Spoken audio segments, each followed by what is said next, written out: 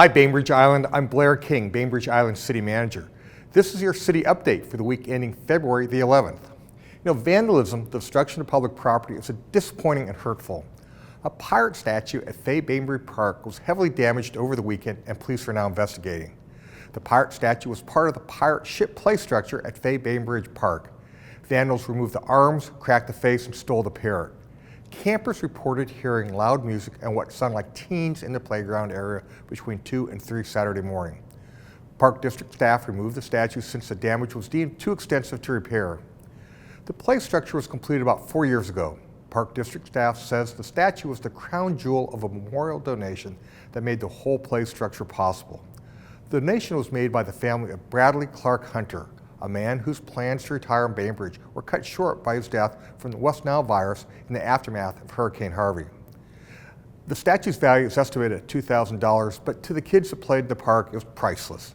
The Parks District is researching costs for a replacement statue, and there has already been community interest to raise funds for the replacement. If you have any information about the vandalism, please contact the Bainbridge Island Police Department. Improvements along Eagle Harbor Drive are expected to begin next week. Last spring, the city widened roughly 1 mile of Eagle Harbor Drive from McDonald Avenue to the shoreline segment. The project created bike lanes on both sides of the road. The contractor was not able to finish the work because of the wet weather conditions. In recent months, staff and the community observed several safety issues.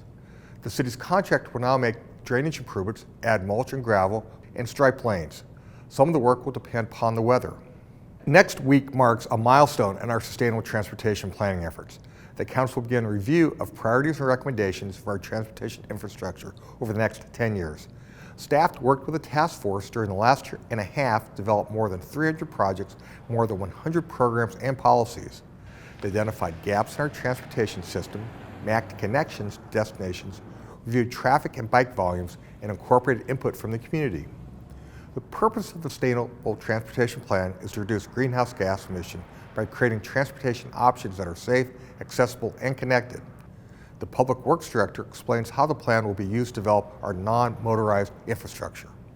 Cities had other non-motorized transportation plans in the past, but those plans have been really more like reference documents than implementation plans. And that's what's really different about the Sustainable Transportation Plan, is that it provides a real roadmap for the city to use to prioritize projects and policies. Things like investments in subsidies for electric bicycles and safe routes to school, transit options, as well as on-the-ground walking and biking projects. Staff have started working on some of the program ideas. They're coordinating with agency partners to develop more off-road trails, mobility hub at the ferry terminal, and additional shelters at bus stops. In addition, the city is working with a group of students from Western Washington University to develop a rideshare app for Bainbridge Island. Learn more about the Sustainable Transportation Plan during next week's council meeting, 6 p.m. on Tuesday the 15th.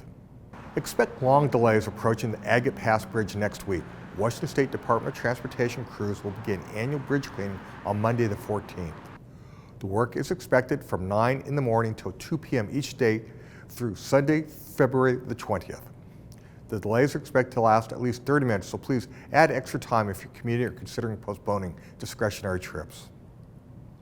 A temporary street closure will be in place along Winslow Way today, Friday, February the 11th. Winslow Way from Erickson Avenue to Madison Avenue will be closed to vehicles from 2:30 to 8. The event begins at 5:30. The closure is to assist Bainbridge Youth Services with the Hope Glows event celebrating mental health awareness. Organizers will place luminaries with battery-powered candles along Winslow Way to shine a light on mental health. For more information on these topics and all the city's news, please check out the City Manager's Report online at bainbridgewa.gov.